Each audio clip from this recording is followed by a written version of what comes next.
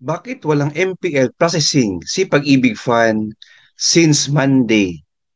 Yes, friends, since September 22 up to today.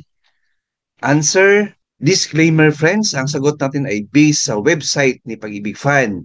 Meron silang i-post kahapon or advisory. Ito po, September 24, 2025, posted sa website ni Pag-ibig Fan, System Maintenance Advisory.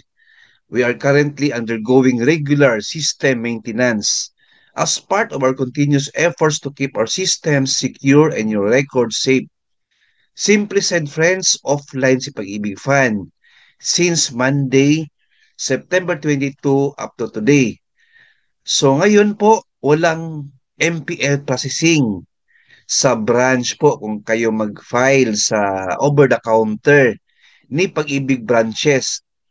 Opo, lahat ng branches ni Pag-ibig Fan, Luzon, Visayas, Mindanao ay wala pong loan processing, MPL. Pero if sa virtual Pag-ibig kayo mag-file, pwede po. Kasi dyan sa advisory ni Pag-ibig Fan, apply for loans via virtual Pag-ibig, quick, safe, and hassle-free. Nandyan nakalagay. Pwede po. For information sa iba na gusto mag-MPL, yan po ang advisory ni Pag-ibig Fan. Let's see today, September 25 or tomorrow, kung okay na po yung system nila. At pwede na po mag over-the-counter processing. Pero apps of kahapon ay wala pa, offline pa rin. Alright?